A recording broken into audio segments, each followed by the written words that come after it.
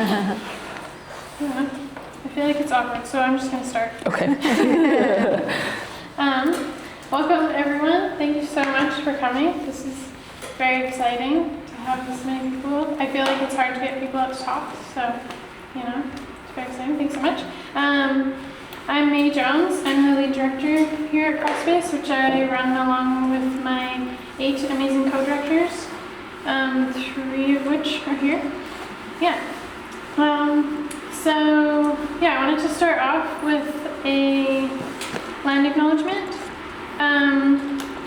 Crosspace would like to both acknowledge and pay tribute to the traditional territories and oral practices of the peoples of Treaty 7, where our gallery rests, which include the Blackfoot Confederacy, comprised of the Siksika, the Piikani, and the Kainai First Nation, the Tsuut'ina First Nation, and the Stoney Nakoda, including the Chiniki, Bearspaw, and Goodstoney First Nations. We acknowledge that this territory is also home to the Otipemisiwak Métis government of the Métis Nation within Alberta Districts 5 and 6. We would also like to acknowledge our proximity to where the Bow River meets the Elbow River, a site traditionally known as Mohkinstsis, to the Blackfoot, Winchispa to the Stoney Nakoda, and Goodstoney to the Tsuut'ina.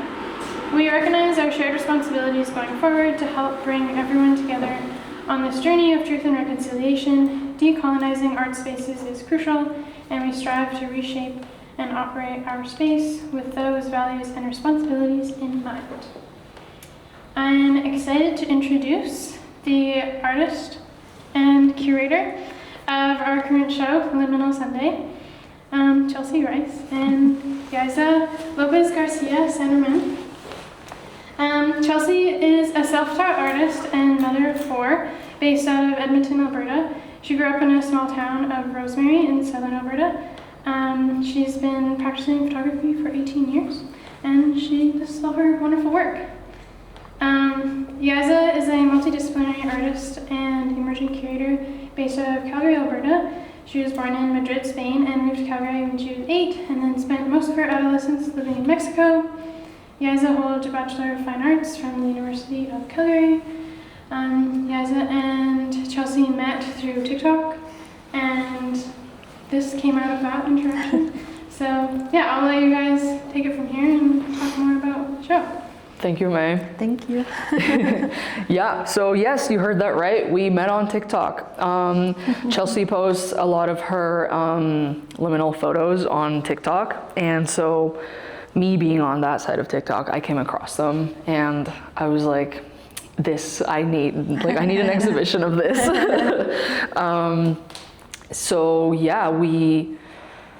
I reached out to her with the idea and crawl space, and we put together.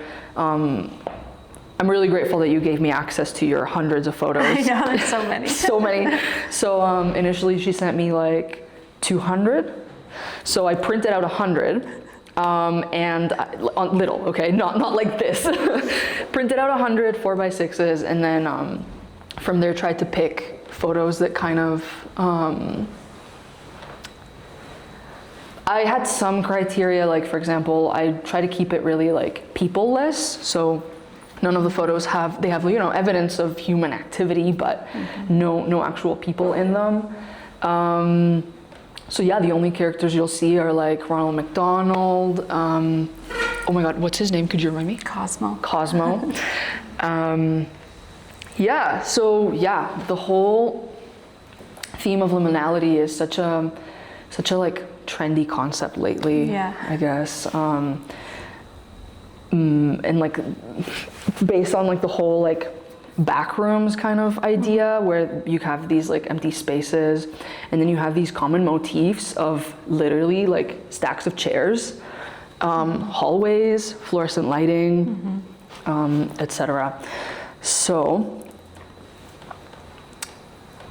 a lot of these are kind of just based on that, like the purely like aesthetically, the emptiness and kind of like weirdly familiar feeling that they kind of give, but some of them, like obviously the exhibition is called Liminal Sunday, and then the little logo is like the praying hand. So we kind of wanted to include a little bit of a religious aspect.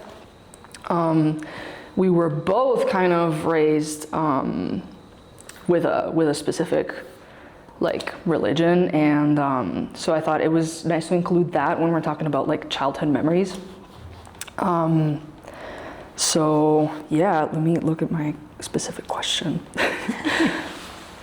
Right, so when we think about like remembering a religious upbringing, my experience isn't necessarily like warm per se. Yes. Like it wasn't bad, but like how does it feel for you to feel nostalgia for something that you experienced, or sorry, distanced yourself from? Yeah, it is weird because like there are a lot of like maybe bad feelings and bad memories, but at the same time, that was just like my whole life until I was like almost 35 years old. So like it is comforting sometimes, like the few pictures, like there's that one there. That's where I was a primary teacher. And like, and even like, I wish I had pictures of my childhood chapel, and it's, I don't know, it's like that weird mix of comforting and like, also at the same time I look at that and I'm like, oh, so thankful that I don't go there anymore. Yeah, I right. don't know if that makes sense, but like, Yeah, for sure. Yeah. So how did you actually get into liminal photography? Because like, did you see it online and you were like, yes, perfect. This is the perfect medium to express what I'm feeling? I'm trying to remember. I don't remember exactly. I did get on that side of TikTok and I just found those kind of TikToks to be just so comforting. I just like with the music and the pictures would just be so calming. And I guess I just thought, well, I'm gonna just take some of my own because, well, I love like, I'll go out in public, and I'm in small town Alberta a lot. When I go to visit my family, just passing through like small towns, I'll be like, oh, I wanna take a picture. But like my cell phone camera sucks and can't capture, and even like my professional equipment. And so I bought a digicam off Marketplace because I only had one digicam when they were really popular, and I didn't really use it because I was a photographer and I was just using my professional equipment. And yeah, I just started making some myself because I saw like a lot of repeat pictures in those TikToks of like people just stealing different photos from wherever, and I just wanted to make like original content that I took myself because I knew I could do it. I don't know. Yeah. Yeah, we were kind of just talking about this after lunch, and I was like, Chelsey, hold that thought because we need to talk about this like in the actual talk. But yeah, I was asking you about like like buying a digital camera for the purpose of taking these photos, or is it kind of more like you want to express the memory and you're like, well, this 2 megapixel camera that takes out these like pixelated photos is the perfect medium. Yeah, it just captures it so perfectly, like, and I'll see places all the time, and if I don't have my digicam with me, then I'm not even gonna bother taking the picture because I know. But like, For real. yeah. So we kind of, I guess, just touched on this too, like your background too is like commercial photography. But this is like low-key. It's a lot different. It's way different. Yeah, like here you're kind of embracing imperfection. Yeah, exactly. Yeah. Like low quality and stuff. Yeah, it's kind of nice because it's just years of trying to make take perfect photos, and like it's almost getting a little boring. I don't know. No, yeah. So it's like a nice break. You just like point and shoot, and don't even have to really edit them after. Yeah, it's nice. It's just like so much more fun, and I love looking at them so much. I don't know. Me too. No, they're so charming. Like any photo basically taken with that kind of camera, it's just automatically good. It's true. The worse, the better. Yeah, no, literally. Yeah, no, like, Yeah. for example, Chelsey sent me like maybe 7 different versions of this gas station print right here that's floating. Oh, yeah. And a lot of them were like, so, you know, you'll see the actual print, it's like blurry. You know, from this side is gray, sorry about that.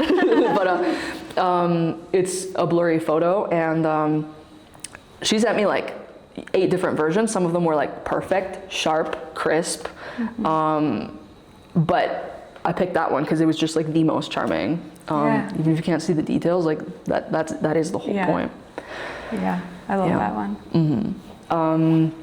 Did you feel any pressure, like tell me about like initially like trying to take these more imperfect photos? Did you find yourself being like trying to take many to get them right? And did you get to a point where you just take them, period? No, I think I just, I didn't really feel much pressure. I just was like, oh, that looks cool. Yeah. Yeah, I don't know. That's good. No, that's good. That, I feel like. Which is, it's different from when I'm doing like my professional photography. Yeah. It's very different. Yeah. Yeah. No, that's good. Especially like, like having your professional medium, I find it really difficult to like get rid of the pressure to be perfect, especially with photography, where like if the lighting's off, it's off. Like you need it is hard a little. Sometimes I will edit them to make them brighter. But no, true. So I want to talk about kind of how like the photos that we take affect the actual visual quality of our memories. Because, for example, something that you said in your statement was that the pixels capture perfectly what like a fading memory is like. And like even when I think about my like early 2000s childhood memories, I do picture like flash photography in my head and like the 2.1 megapixels and the I don't know, like off like white balance and things like that. Yeah. And then even there is this like I think it's like a debunked myth, but that like people in the 40s or whatever used to dream in black and white because the films they watched were like in black and white. And similarly too, when I think about like the 2014 to 2016 era, when I picture those memories in my mind of my teen memories, I picture them in the orange and pink Instagram filter. And like I picture palm trees, even though like there were no palm trees, but like it kind of so like how do you think like that's accurate, because like when I was a teenager it was film, and when I think back about my memories of like childhood and when I was a teenager, it's like, because that's how you relive your memories, is by looking at those pictures. So that's how I picture it, is that film quality. And like the early 2000s for me reminds me of like, I guess because my oldest was born in 2006, so it reminds me of around that time. And that's still really nostalgic to me, so. Around that time, were you still in Rosemary or were you in Edmonton? No, I left 2000, I'm trying to remember when I graduated, 2002. 2002. Yeah. And I just remember when the first digital cameras came out, and I was like, these are so bad, I would never use them. And now it's like my favorite. I was just like so snobby, like I'm gonna use film. I remember feeling the same way when I was like 14. I wanted to get into like analog photography, so I wanted a film camera so bad. And then my grandpa was like, I have an old camera you can use, and I was like, ooh, cool, like it's gonna be like a film camera. And then he gave me this gray little Canon whatever power shot, and I was like, no thanks, grandpa, like what am I supposed to do with that? But now I'm like, grandpa, I need it. Did he keep it for you? I don't know where it is. He maybe he got rid of it. Maybe I made him feel so bad that he got rid of it. That's too bad. It's really okay. I find it a little bit difficult to kind of like make this work, especially when it is like a trend, I guess. Yeah, I know. And there's so much judgment on like being performative. Yeah, I know. But yeah, do you feel any pressure like that, or do you feel? No, I feel like because it's like more trend with young people and I'm like an old person. I truly did it because, I don't know, I just love the way it made me feel watching those TikToks. And I'm just in general a really nostalgic kind of person. So I don't know. I didn't feel that performative. Okay, that's good. Yeah, I Came also. from the heart. Yeah. Well, yeah, it's not performative. It's, that's just who you are. I know. It's true. Yeah. Yeah, I think we've definitely noticed kind of like this generation being way more obsessed with nostalgia and things, and yeah, like remembering the good old times and whatever. Yeah.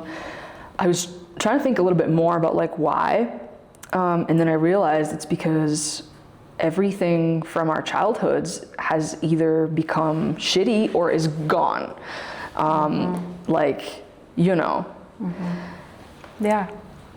I was also trying to think about like, I was like, did people in the like 70s or 80s, did they thrift and like go looking for like antique, like vintage, like what was vintage to them, like things from the 40s and stuff from the war? Then I realized I think they don't really thrift because like things were durable and they literally still have them. They still have the radio, they still have the whatever.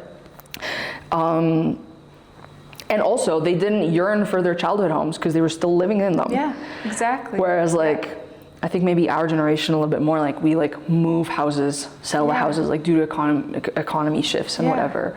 We move and like we used to have all these things and now we have Donald Trump and fascism. Yeah, I know. And another thing like is like, you know, I noticed the younger generation loves to like romanticize like the older style of like McDonald's or fast food places, and I feel like that too. Like everything is like has been stripped away, and I guess I just wish that I could capture some of those places before they're gone. And like you said, like I wish I could go back to my childhood mall, but it got knocked down in Brooks, Alberta. Oh, it was so sweet, and so sad. Yeah, like all these different places from my childhood and they're gone, and I'm like, I wish I took pictures of them. Yeah, for me it was Eau Claire here. I wish I was there like 5 years ago, and I'm like, oh, I wish I was doing TikTok right now. Yeah. So I could have captured it. Yeah. But yeah. No, we low-key need to change the topic before I cry. I know. Eau Claire. I know. I saw videos of it getting locked down. I was like, Videos, no. I can't handle it. No, I can't. Another thing, it's true, like literally with the rapid developments in like Alberta, I guess, Canada maybe, like everything gets just torn down and something else gets built. I mean, I had a childhood Wendy's, which is where I celebrated my birthdays and everything. So it was like a Wendy's with the sunroom. The sunroom, exactly. It was right near like where now the Foothills Hospital is. So like University District or whatever.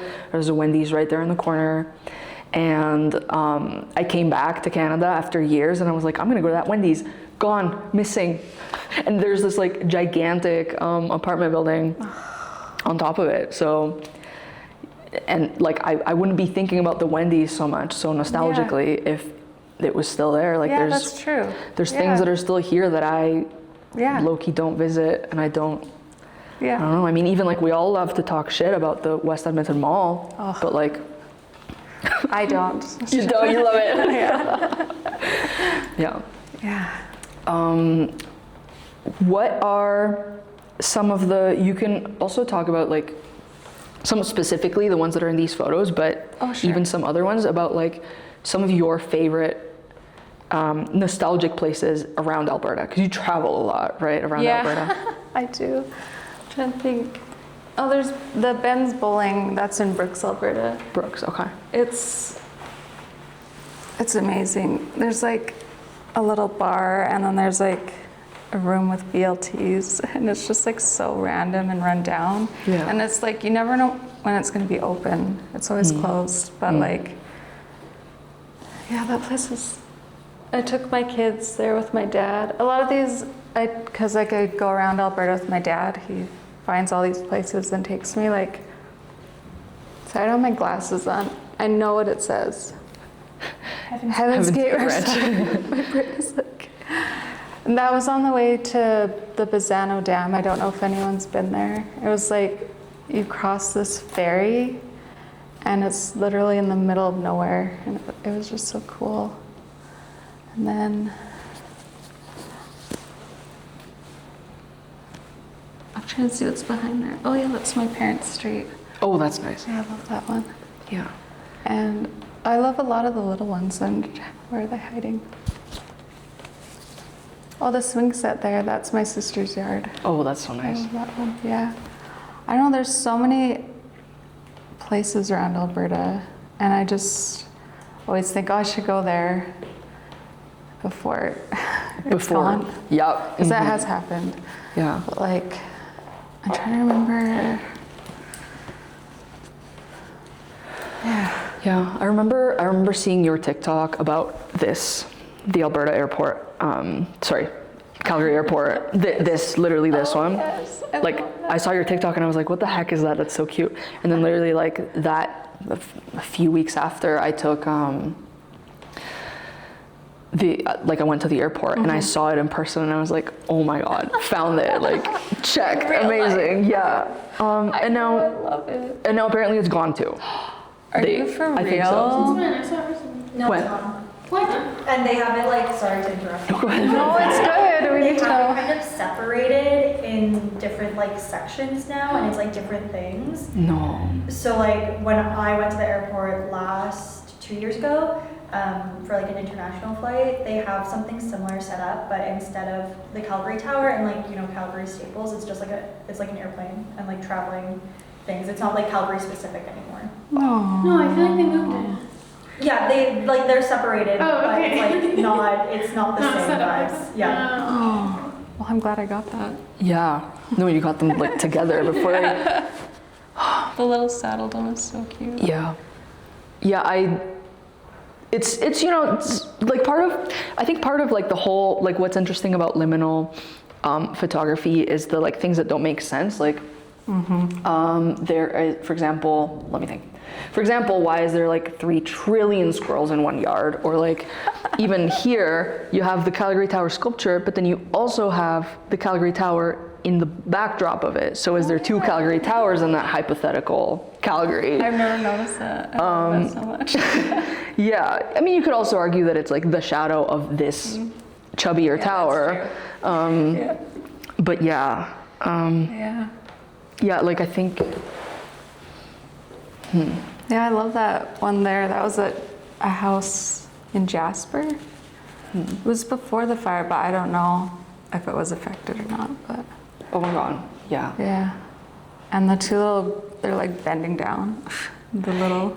Yeah, so the 2 people that are bending down there in the corner, I thought that was so funny. Like, That's very 90s. yeah, no, and like my European brain was like, haha, but apparently like it's a common thing. Like you people have like people bending down and that's Like, okay. yeah, no, that's supremely cool. I was hoping to ask you a little bit about this one. For sure.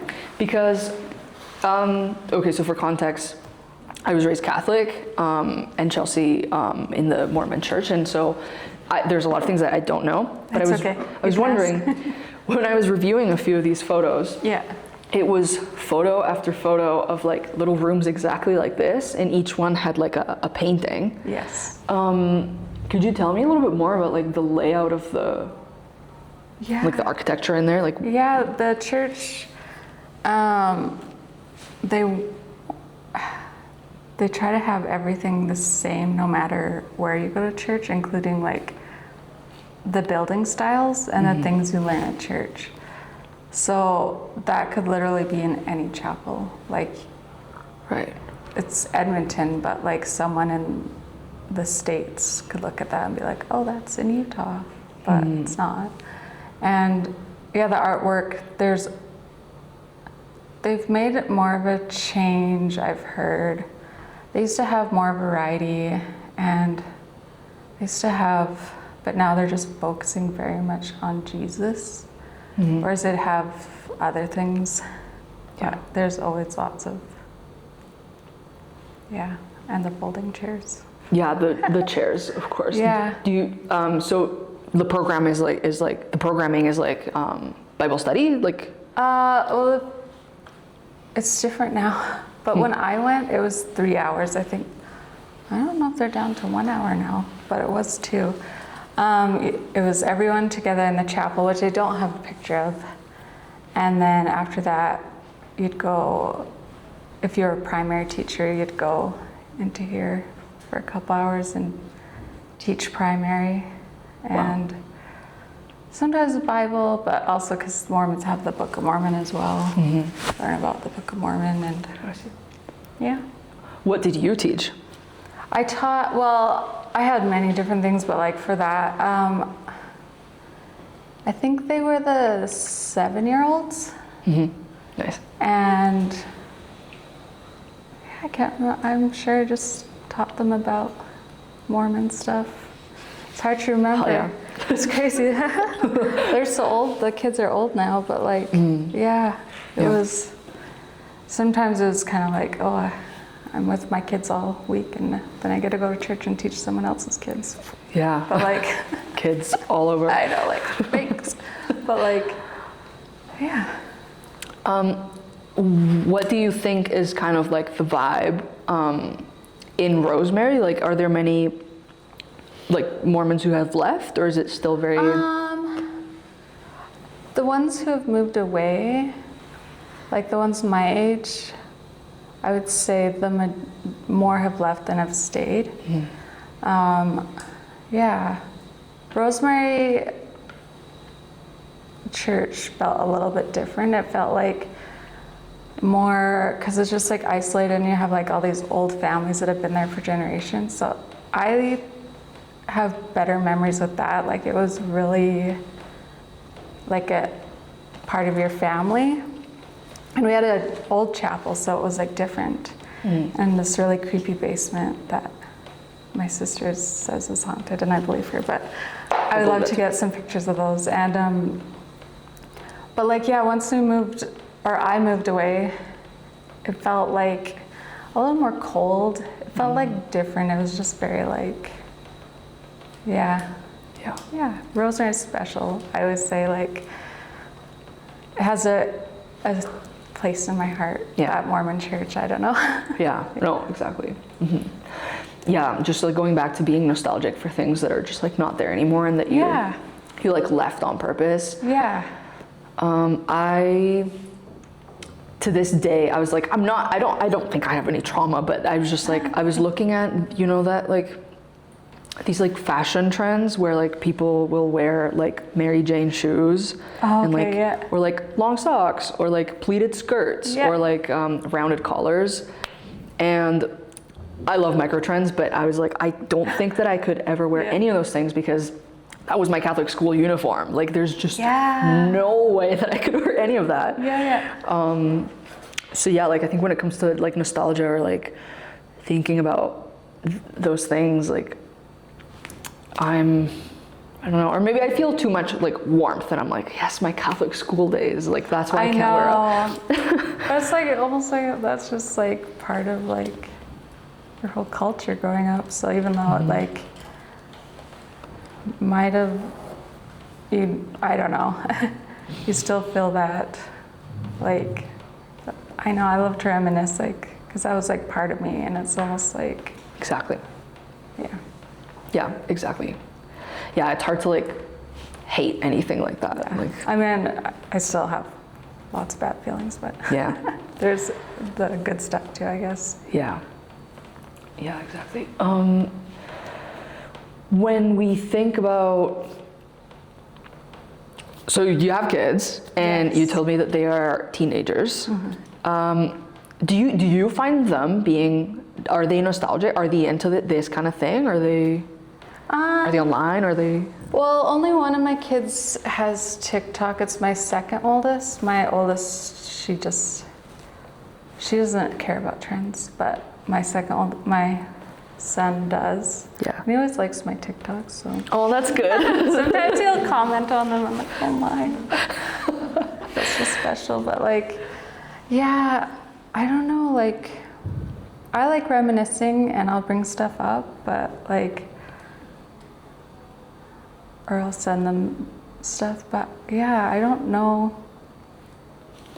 Like my oldest does reminisce sometimes, mostly about like Minecraft and Yeah. yeah, like that kind of stuff. I was gonna ask you, like, you know, like for me in the early 2000s, it was very much like car rides, Yeah. Wendy's, Yes. like that kind of thing. Yeah. That's like one is nostalgic for, but like for the 2010s generation, like Yeah, the iPad kids. you have like They'd be so embarrassed if I said that. what kind of things do you think your kids will be nostalgic for? Minecraft, obviously. Yeah, Minecraft. Lots of video games. My kids love video games, and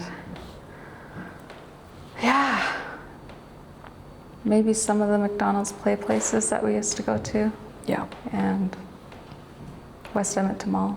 Okay. Yeah. But yeah, I feel it's a very technology based. Yeah. Will be there for Yeah. sure.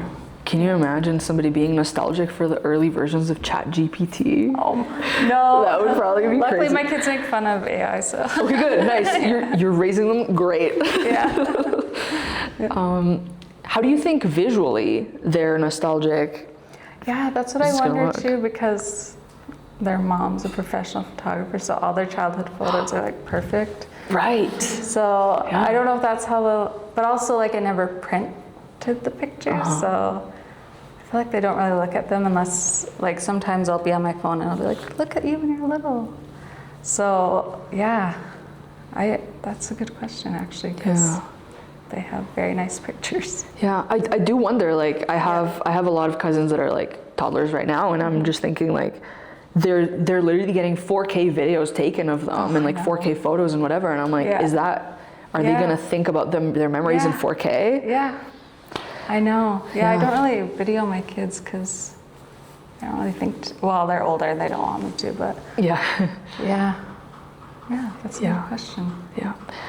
What was like visually, aesthetically, I guess, what was I mean, you kind of already talked, like, it's kind of like a little bit more like film-like, but yeah, like growing up, I guess more, it would be like the 90s?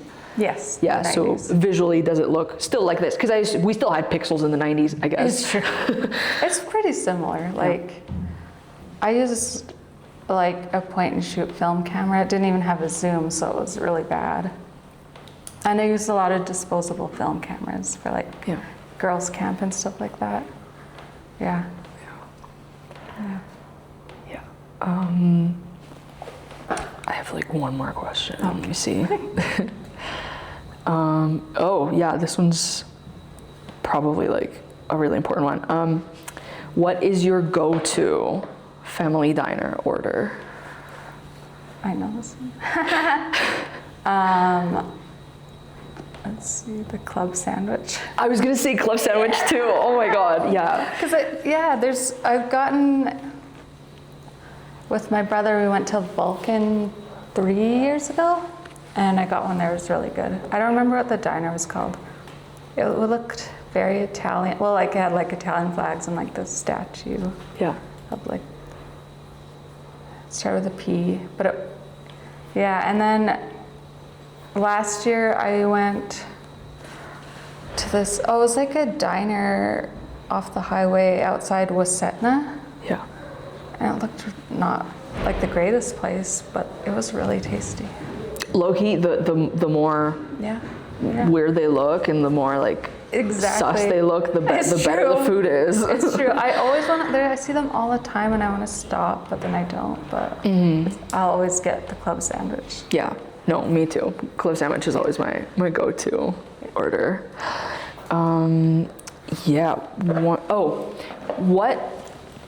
How do you see kind of like your personal liminal photo practice, I guess, like evolving? Do you, like, I guess, like, what's next for you? I don't know. I would love to try different cameras. Yeah. So I sound so silly, but like, there's just so many like little cameras around that you don't know, especially if you have like older technology. Like, I don't know if I was talking to you about like the Nintendo DS camera. Oh, yeah. Because my husband collects handhelds, like old ones, so we have like the DS, and is it the PSP or the PS Vita? Yeah, Has a camera oh yeah. in it. I would love to do that. There's just like all these old cameras I would love to try.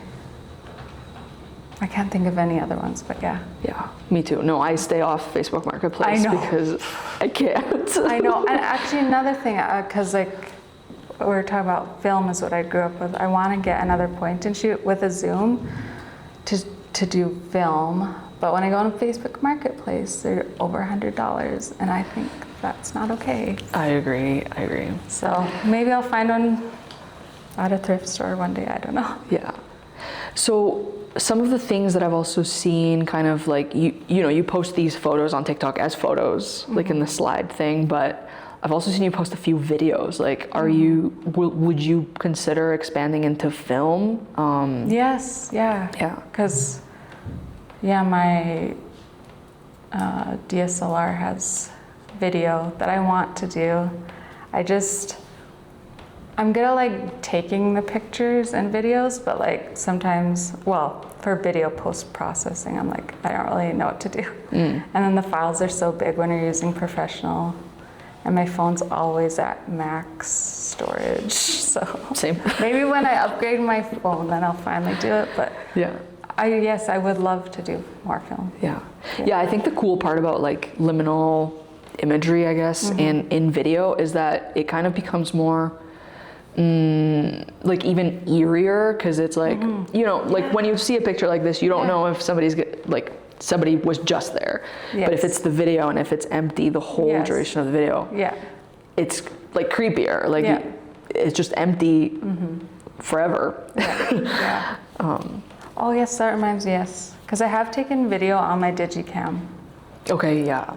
But I don't know, I did make one video and it was really cool. But now I'm just having problems uploading. It'll always, but I do want to do more of that. Yeah, no. Technology is always like both helping us I'm old, I don't know how to do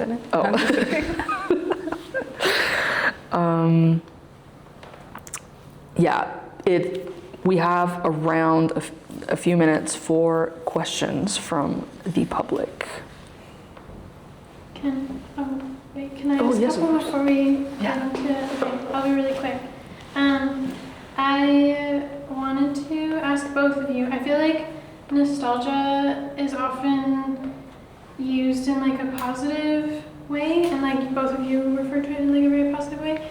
And I feel like I don't know, I may be wrong about this, but I feel like the Webster's definition of nostalgia is like, it says that it's like a positive feeling.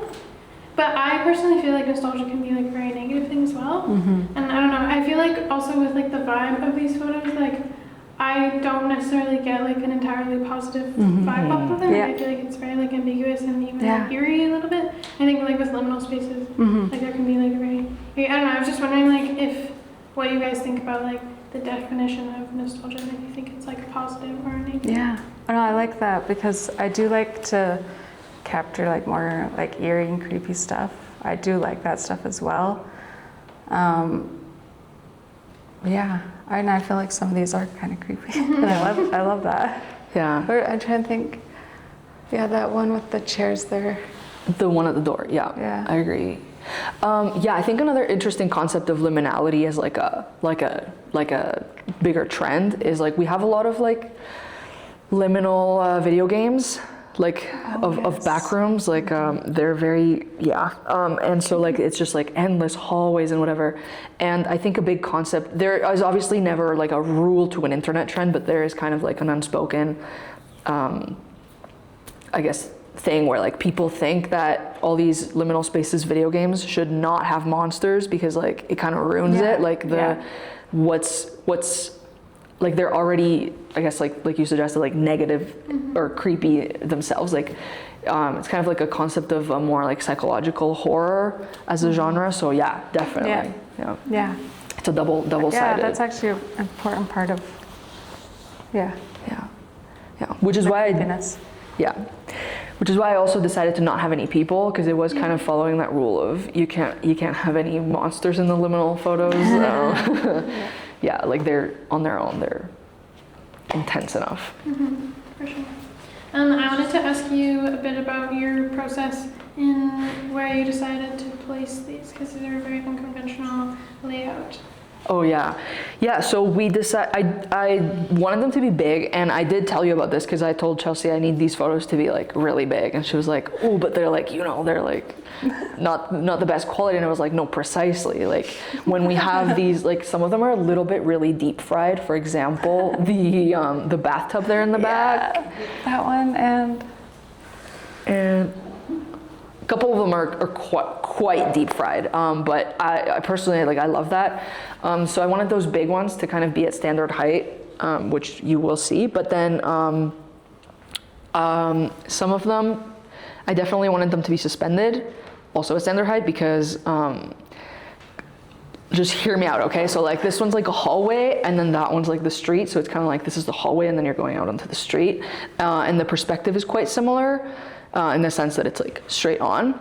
So they're like exactly like in front of each other for that reason. Same with that one, the car window is kind of like floating in the middle of the space, because then it's kind of like the car is like right there. So like I kind of wanted them to be like windows into the real spaces.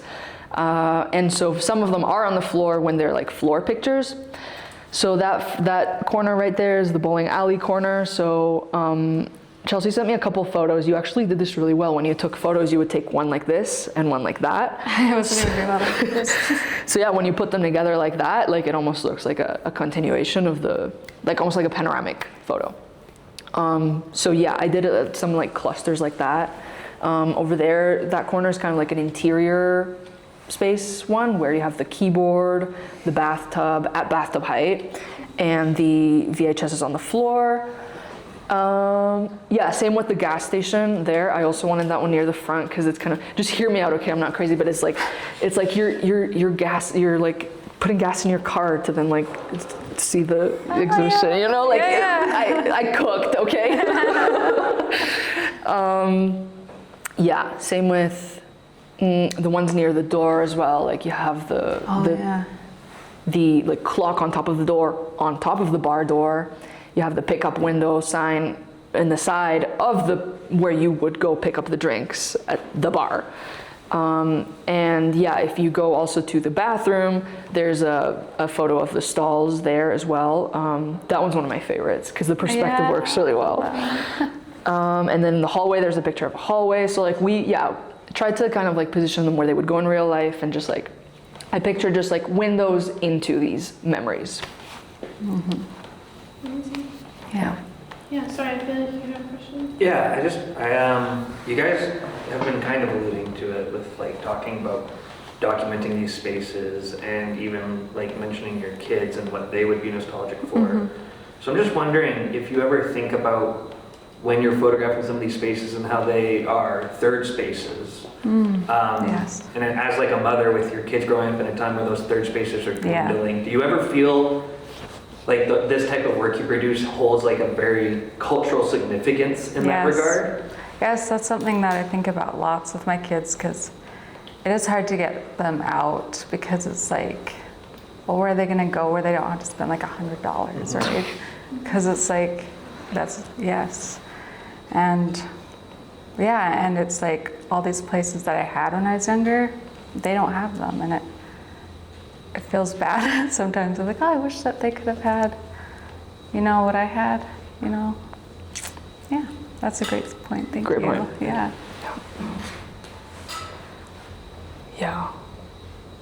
Even like as like a young person, there was this point where like I lived in like a suburb, and the only place you could go was the 7-Eleven, and you go, and then the 7-Eleven, you have to get like a Slurpee or something. You can't just loiter. Exactly, or they'll kick you out. Yeah. I know. I know, and then it's hard. Like, I guess there are malls, but then, Edmonton and Calgary, they're just not really, they're very car dependent. And it's like, I don't want to drive them to West Edmonton Mall. The traffic's so bad. And it's like 20 minutes away. Yeah, exactly. Yeah. Yes, Nicole? I have a question about the seating. This is like an interesting circle for an artist talk, and I don't know, I just was wondering if like, first of all, you picked the seats like this, and then secondly, do you also like when you're putting together a show, how much then when you think about curating, like, do you think about every single little thing like when you're picking a show, or do some things feel like come naturally? Or before you make the show, do you think like, oh, I've got to think about all of these elements too? Like, do you start from like little bits and make it big? Good question. I just want to talk about your creation process. And also, yeah, this is just like the chair circle. It's fine.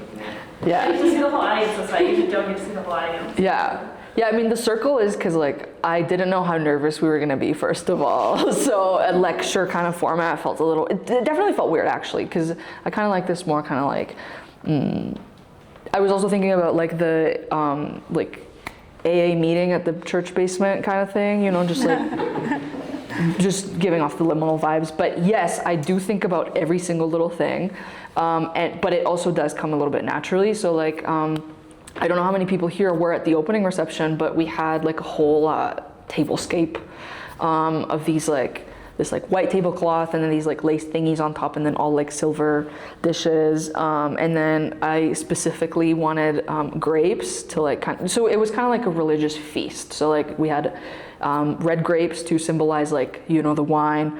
So much bread, which everybody ate, which good job. And I had some like Spanish like ham to like symbolize like really explicitly like body, you know, because it's like bright red. And we also had anchovies to symbolize like the fish, because, you know, like in the whole like Jesus sharing the gifts, it was the bread and fish. What else? Yeah, and then yeah, I definitely wanted this closing one to be a little bit like a little church meeting. So yeah, sorry, I guess if this is like, I don't know, too religious. Yeah. Does that answer your question? It does. Thank you. Yeah. If anybody else has any other questions, I also have a question for Chelsey.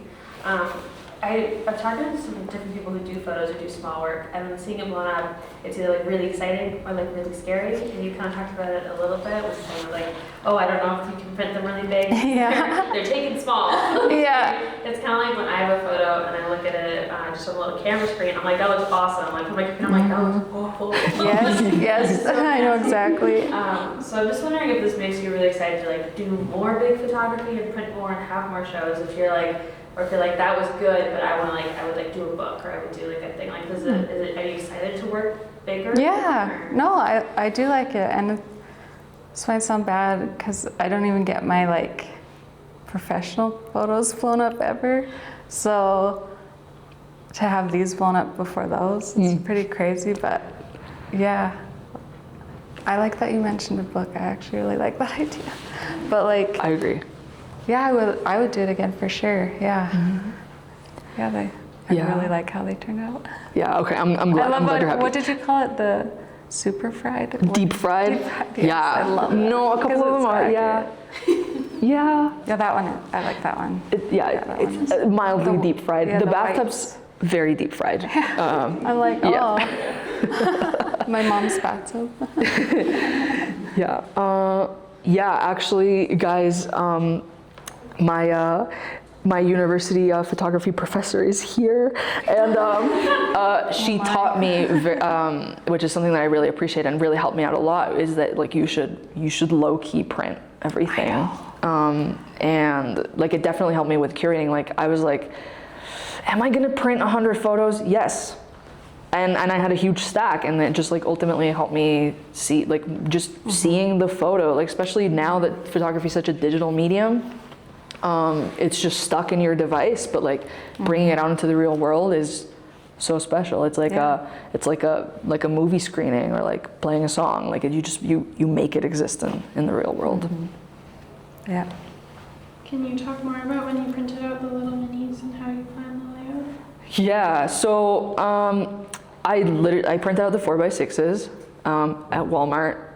There was actually a long line of people waiting to print, and I was like, sorry guys.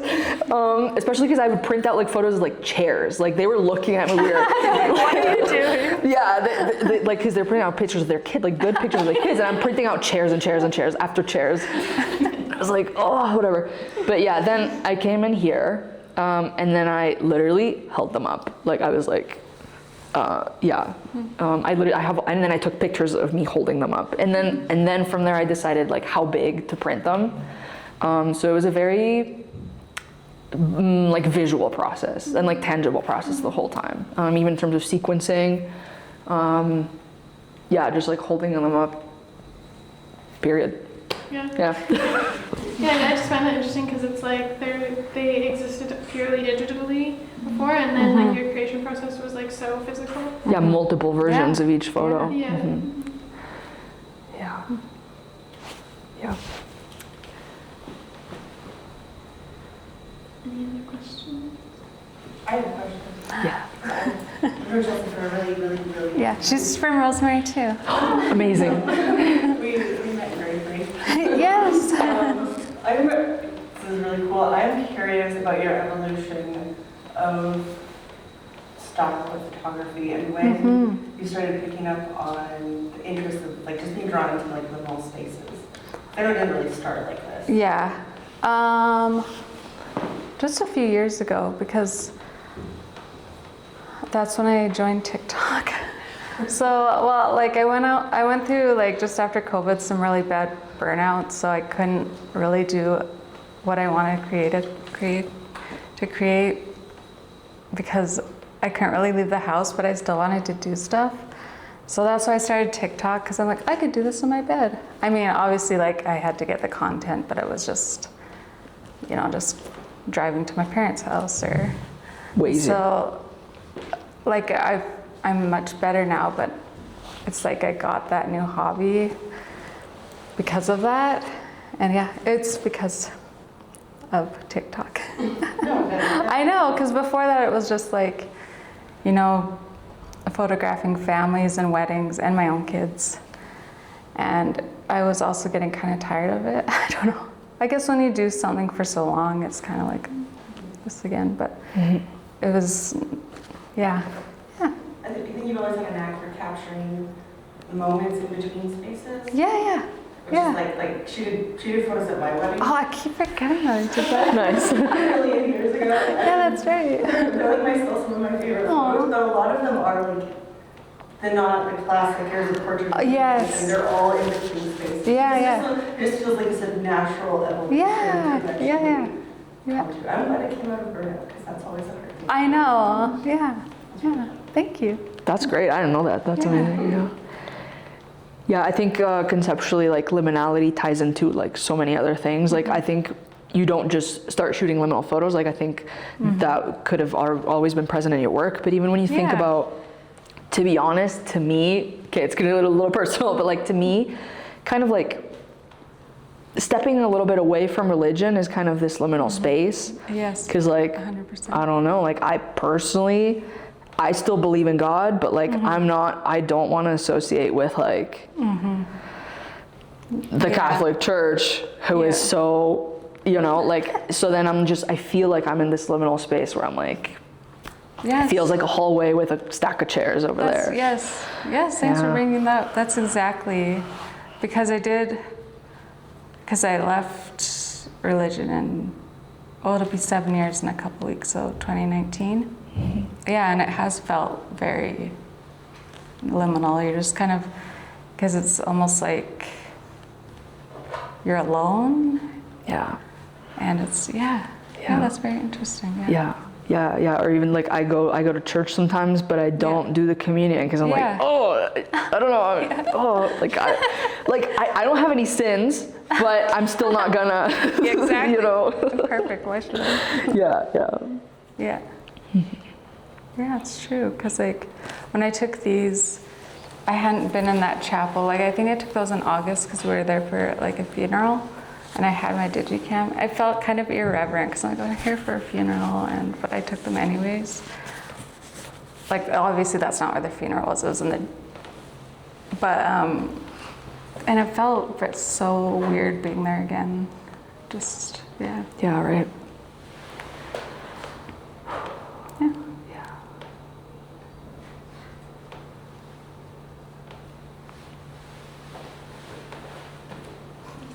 The appropriate amount of silence before you wrap up. I feel like Okay, well, thank you guys so much. Thank you guys so much. That was awesome. It was just really interesting to hear more about the show. There's some snacks over there. I bought like 100 muffins. Please eat them, please. Please eat some muffins. There's some coffee too. Your classic church basement snacks. So yeah, feel free to hang around. We're gonna be open till 5 tonight. So not saying you should stay for 4 hours, but you're welcome to if you want. I might. I'll be here. Yeah. You can go with Nicole. Yeah. Yeah, thank you guys so much. And thank you guys so much. Thank you. Thank you.